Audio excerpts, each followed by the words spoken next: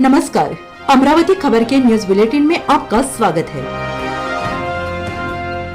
आइए पेश करते हैं आज के प्रमुख समाचार। मैं एडवोकेट किशन सन्मुख दास भावनानी गोंदिया महाराष्ट्र से। साथियों, जैसा कि हम जानते हैं कि 31 जनवरी 2025 से बजट सत्र शुरू हो रहा है। इस बीच 30 जनवरी 2025 यानी आज एक सर्वदलीय मीटिंग बुलाई गई है जिसमें बजट के ऊपर चर्चा की जाएगी। हर व्यक्ति की हम देखते हैं कि नज़रें रहती है कि बजट में क्या आता है। एक उत्सुकता रहती है कि बजट में क्या घोषित होगा। एक उद्योगपति से लेकर के एक जनरल व्यक्ति तक के यह सोचता है कि उसके लिए बजट में कुछ न कुछ होगा। हर कोई अपने अपने ढंग से उसकी व्याख्या करता है, अपने अपने ढंग से उसकी स्टडी करता है, सोचता है, अपना अनुमान लगाता है।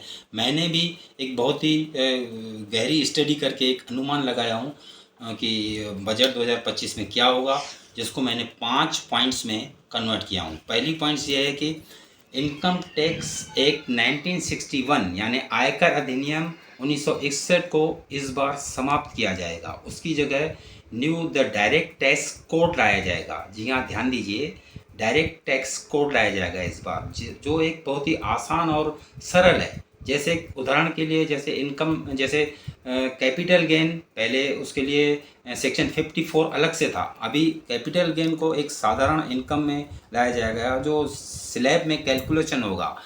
जैसे वित्तीय वर्ष और previous year and assessment year, तो उसकी जगह केवल वित्तीय वर्ष लाया जाएगा। जैसे इनकम फ्रॉम सैलरी था तो उसमें अब इनकम फ्रॉम रोजगार लाया जाएगा। इस तरह से अनेक ऐसे सुधार और अमेंडमेंट किए गए हैं और भाषा सरल की गई है ताकि आम आदमी भी समझ सके।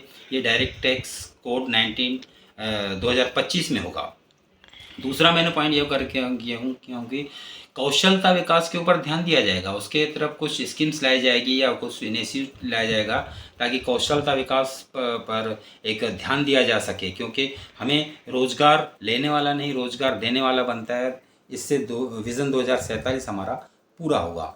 तीसरा, जो ओल्ड रिजीम और न्यू रिजीम था, तो ओल्ड रिजीम को धीरे धीरे करके समाप्त कर दिया जाएगा। हो सकता है कि घोषणा कर दी जाए कि ओल्ड रिजीम इस बार समाप्त हो जाएगी। न्यू रिजीम के ऊपर ध्यान दिया जाएगा। जैसे उसके ऊपर स्लैब में हो सकता है 50,000 रुपये उसके ऊपर ज़्यादा दे दिया जाए, कि उसके ऊपर एक प्रोत्साहन दिया जाए न्यू रिजीम को पकड़ने के लिए। कुल मिला के ओल्ड रिजीम समाप्त की जा सकती है।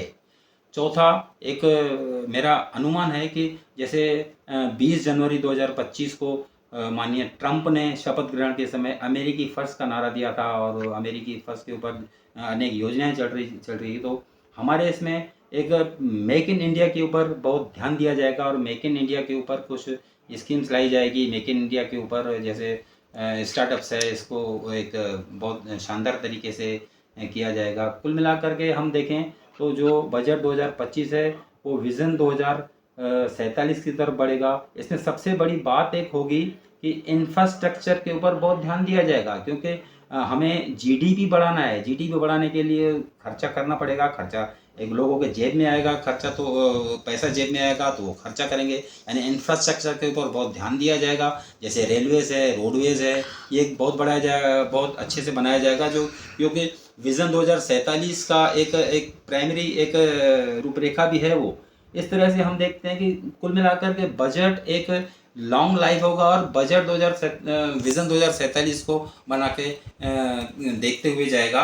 कुल मिला के हमें अब 1 फरवरी 2025 को ही सब कुछ पता चला जाएगा कि आखिर क्या हुआ। बहुत बहुत शुक्रिया आपका। अमरावती खबर इस यूट्यूब चैनल को लाइक करें, सब्सक्राइब करें तथा शेयर करें।